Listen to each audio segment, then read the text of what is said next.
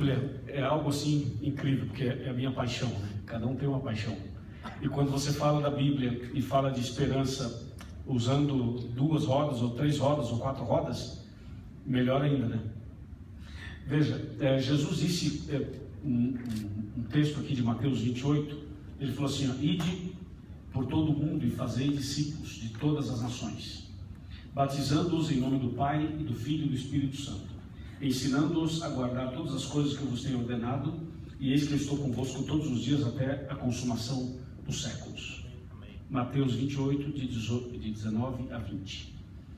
Pessoal, o ser humano pode ter qualquer atividade e pode ter qualquer formação acadêmica, qualquer nível cultural, não importa. Todo ser humano tem necessidades básicas. Todos. A pessoa pode estar de terno e gravata como eu aqui, pode estar com esse colete especial como vocês, pode estar num avião, num helicóptero, numa moto ou a pé, pode estar trabalhando para o governo federal, para o governo estadual, pode ser uma pessoa pobre ou uma pessoa rica, um negro ou um branco, um homem ou mulher, o crente ou católico, ou espírita ou ateu, enfim, todo ser humano ele tem necessidades básicas. Não importa o que a pessoa crê ou deixa de crer, o que ela frequenta ou deixa de frequentar, enfim, as necessidades são básicas. E uma dessas necessidades básicas é a esperança. Nenhuma pessoa pode viver sem esperança. Alguns tentam, mas não conseguem. Por exemplo, você sabe por que tem suicídio? O suicídio é justamente um grito no peito de alguém que tentou ser feliz e tentou ter uma esperança e se frustrou e não conseguiu. Então, como essa pessoa não vê mais esperança, não vê mais saída, ela vai para um extremo que é a tentativa do suicídio. Porque na sua cabeça, o suicídio resolveria o problema da dor que ela sente. É o pensamento imediato para resolver o problema.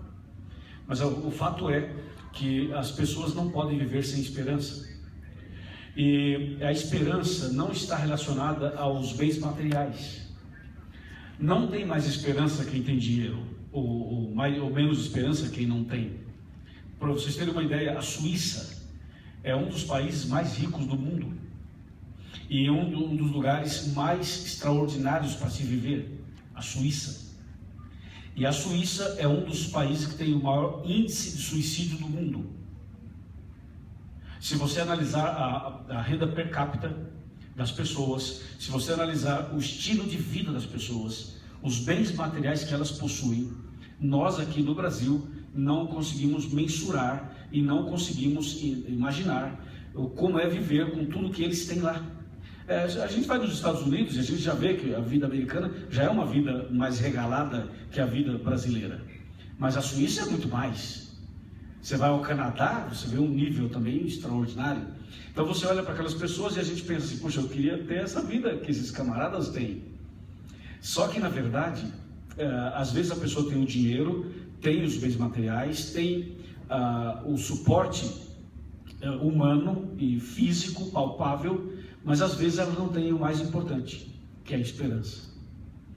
Então o índice de suicídio na Suíça é altíssimo. E aí os pesquisadores, estudiosos, eles ficam tentando buscar uma explicação. Por que as pessoas praticam suicídio num lugar onde a prosperidade é notória, onde ninguém tem falta de nada, basicamente? Por que o suicídio? Então se descobriu que falta o mais importante, o elementar, o essencial, que é a esperança. E a esperança não pode ser considerada uma filosofia, porque se a esperança fosse uma filosofia, então os grandes filósofos seriam os mais felizes do mundo. E eles não foram e não são. A esperança também não é um conceito, apenas um conceito, porque se fosse um conceito, poderia ser aprendido e desenvolvido num banco de escola, numa universidade. Então a esperança também não é um conceito. Quando você vai para a Bíblia, você descobre o que é esperança. E aí a gente descobre que esperança é mais do que uma filosofia, é mais do que um conceito. A esperança é uma pessoa. A esperança é uma pessoa. É um ser vivo. A esperança é Jesus. Amém. Ele é a esperança. Então, quando a gente fala assim que a pessoa tem que ter esperança, nós estamos dizendo que a pessoa tem que ter Jesus. Se a pessoa não tiver Jesus, ela não tem esperança. Se não tiver esperança, não tem vida. E se não tiver vida, é suicídio, é morte, é loucura. Falando de uma maneira simples, parece que nós estamos chovendo no molhado, ou batendo numa tecla que não funciona, olhando do ponto de vista assim.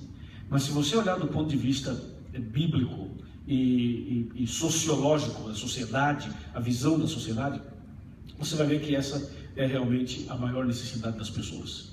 Eu estava em Nova York, inclusive uma das vezes que eu estive lá foi, duas ou três, foi com o Ivonil e o grupo que você tem, o quarteto que ele tem, Cânticos Vocal.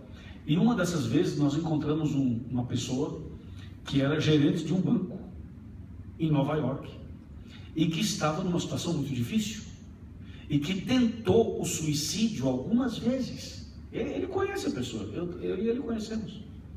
Quer dizer, uma pessoa que tinha dinheiro, que tinha um bom emprego, que tinha uma boa estrutura financeira, mas não tinha paz no coração. Então tentava o suicídio.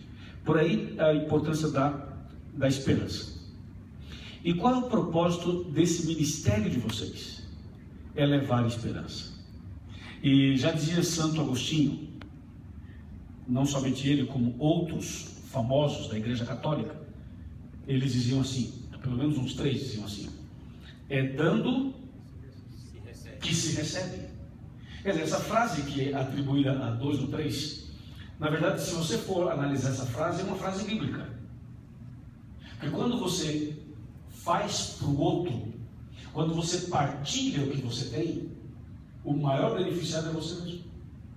Quer ver? Tira um dia, vai para o hospital, passa um dia no hospital, vendo ambulância chegar, enfermos chegarem, pessoas baleadas chegarem, né, vendo aquela cena, vai nos quartos, visita os doentes. No final do dia você vai sair de lá melhor, porque você vai falar assim: puxa, obrigado, Senhor, porque eu não estou assim, né? O Senhor tem cuidado de mim. Então, quando você ajuda alguém, quando você estende a mão para alguém, você é o mais abençoado.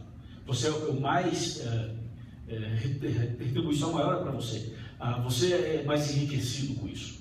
Por isso que levar esperança para as pessoas é fortalecer a sua esperança.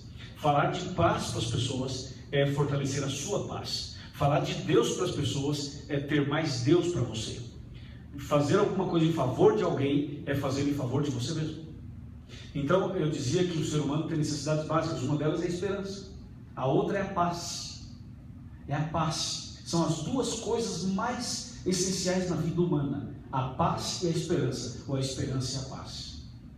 Você sabe, aqui estou vendo que a maioria aqui é de pessoas mais maduras, ou seja, pessoas experientes. Vocês sabem quantas lutas vocês já passaram, e estamos passando talvez?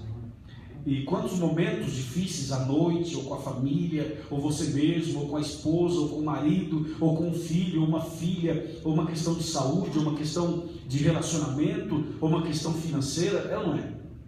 Quantas dificuldades você já enfrentou, ou ainda está enfrentando? Problema de vício com você mesmo, com sua família, uma droga aqui, um adultério ali, uma traição não sei aonde, um problema de diálogo aqui, ou de ajustes ali. Então, às vezes, a paz vai embora. Às vezes, a paz vai embora somente com um toque de um telefonema. É ou não é? Esperança e paz. Esperança não é uma filosofia, não é um conceito. Esperança é Jesus. E a paz também não é uma filosofia, não é um conceito. A paz é uma pessoa. Jesus é o príncipe da paz. Amém. Então, ter Jesus no coração é ter paz e é ter esperança.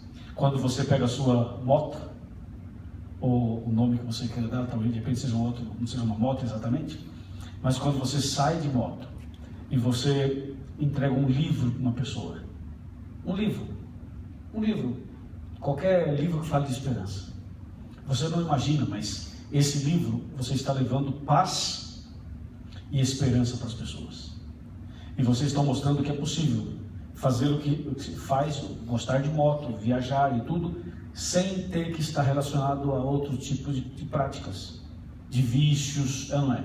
De rebeldia, não é? De palavras feias. Ou seja, é possível ter um grupo como esse diferente. Se veste igual, parece igual, mas tem algo diferente. Vocês têm um brilho nos olhos, têm uma paixão no coração, têm uma missão no coração.